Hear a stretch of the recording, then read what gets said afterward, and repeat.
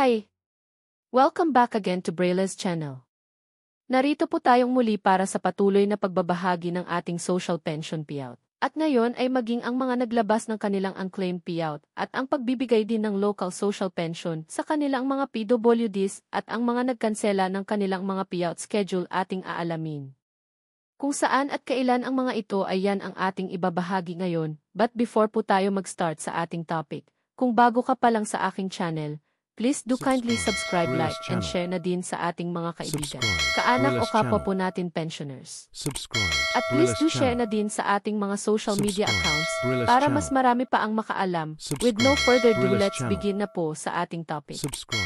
Just in 6,000 at 3,000 pesos social pension, plus ang unclaimed payout at PWD cash payout. At ang payout cancellation sa iba't ibang lugar as of July 24 of year 2025. Buong detalye alamin. Narito na po ang mga bagong naglabas ng kanilang payout schedule maging ang unclaimed payout hindi lamang sa indigent seniors maging ang payout sa mga PWDs. At ang mga lugar na nagkansela ng kanilang payout as of this date. Simulan na po natin sa probinsya ng Lugait, Misamis Oriental. Ang lahat ng beneficiaries ay makakatanggap ng para sa third quarter ng taon amounting to 3,000 pesos. Nakaschedule na po ang inyong payout this July 29 para sa Barangay Betahon, Aya-Aya, Kaluknayan, Lower Talacogon, Upper Talacogon, Biga at ang Barangay Kalangahan na gaganapin sa bawat barangay covered court. At sa July 30 naman nakaschedule mag-payout ang Barangay Poblasyon na gaganapin sa Lugait Gymnasium na mag-start ng 8 to 2 ng hapon. Ang next schedule ay sa probinsya ng Barangay Domang Dupax del Sur, Nueva Vizcaya. Ang lahat ng beneficiaries ay makakatanggap ng para sa third quarter ng taon amounting to 3,000 pesos. Nakaschedule na po ang inyong payout this July 31 na gaganapin sa inyong municipal gymnasium na mag-start ng 8:30 ng umaga. Ang sumunod natin ay sa lungsod ng Barangay Commonwealth, Quezon City. Ang lahat ng beneficiaries ay makakatanggap ng para sa first semester ng taon amounting to 6,000 pesos. Nakaschedule na po ang inyong payout ngayong July 30 na gaganapin sa QC District 2 Gymnasium MRB Compound, Barangay Commonwealth. Narito po ang oras ng inyong payout.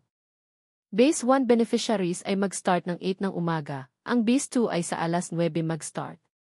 Ang Base 3 naman ay sa alas 10 ng umaga. Ang Base 4 ay magsimulang mag-payout ng alas 11. Ang Base 5 beneficiaries ay mag-start naman ng alas 12. Ang Base 6 ay sa alauna ng hapon. Ang Base 7 at Base 8 ay mag-start mag-payout sa alas 2, at ang Base 9 naman ay sa magsimulang mag-payout ng alas 3 ng hapon. Samantala, ang Barangay Bagong Silangan, Quezon City ay nag-anunsyo naman ang cancellation ng kanilang payout na dapat ay ngayong July 25, subalit dala ng pananalasa ng bagyo, ay ipinagpaliban muna ng Barangay Silangan ang kanilang payout. Magbibigay muli ng bagong anunsyo ang inyong barangay kung kailan gaganapin ang inyong payout kaya't antabayanan lang po muna natin. Ang next schedule naman ay sa probinsya ng Barangay 8A Poblacion, Davao City. Nakaschedule na po ang inyong payout this July 28 na gaganapin sa Upper Madapo Gym na mag-start ng alauna hanggang alas 3 ng hapon. Ang next ay sa probinsya ng Barangay Zone 12, Italisay, Negros Occidental. Nakaschedule na po ang inyong payout this July 25 na gaganapin sa Barangay Hall Covered Court na mag-start ng alas 9 ng umaga. Ang sumunod ay sa probinsya ng Barangay Zone 4, Italisay, Negros Occidental. Nakaschedule naman ang inyong third quarter payout this July 25 na gaganapin sa Talisay Public Plaza na mag-start ng alas 9 ng umaga. Samantala, ang probinsya ng Barangay Bono-Bono, Bataraza, Palawan ay naglabas ng kanilang payout schedule para sa kanilang mga PWDs. Nakaschedule po ang inyong payout this July 29 na gaganapin sa BTC Coliseum na mag-start ng 8 to 3 ng hapon. Ang next schedule ay sa probinsya naman ng Purok 3 Sector 4, Calarian, Zamboanga City. Nakaschedule na po ang inyong third quarter payout ngayong August 5. Subalit bago ito dumating ay magkakaroon na muna kayo ng validation schedule ngayong July 26 na mag-start ng alas 9 hanggang alas 3 ng hapon.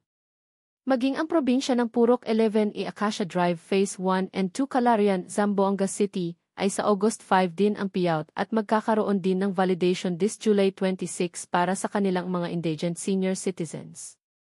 At ang panghuling naglabas ng payout schedule ay sa probinsya ng Batuan, Masbate. nakaschedule na po ang inyong payout this July 25 para sa Barangay Riz, Barangay Roy-Roy, Mabuhay, Nasandig, Panisihan, Canvanyes at ang Barangay Poblasyon.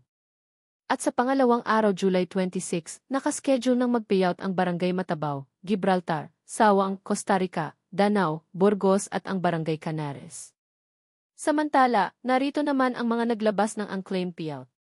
Simulan po natin sa probinsya ng Barangay Ula, Davao City. Nakaschedule pong muli ang inyong unclaimed payout this July 25 na gaganapin sa CSWD Office Mintal District Hall na mag-start ng 8 to 11 ng umaga.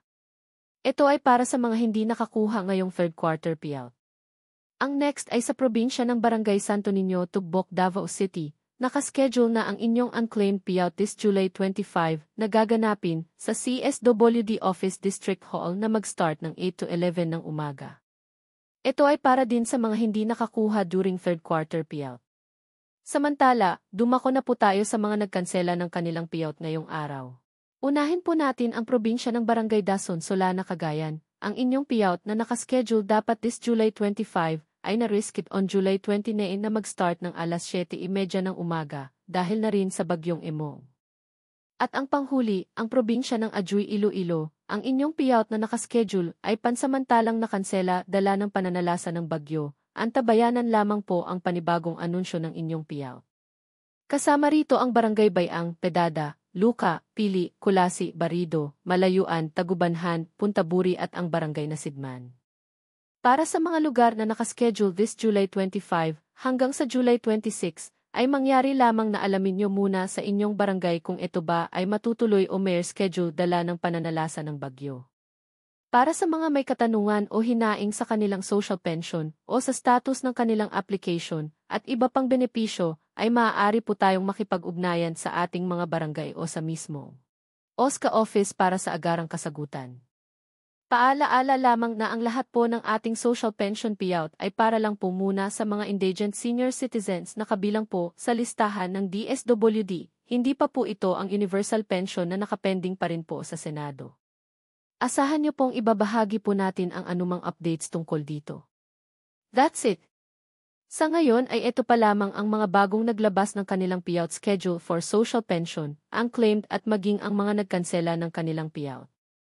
Sa mga naghihintay pa rin at wala pa ring payout schedule, ay manatili lamang po kayong nakatutok sa aking channel para sa mga upcoming payout updates. Ang lahat po ng ating binabahagi ay base sa announcement ng bawat municipalities, kaya't makakaasa po kayo na ang lahat ng ito ay pawang mga lehitimo. Muli, maraming salamat po sa lahat and God bless po.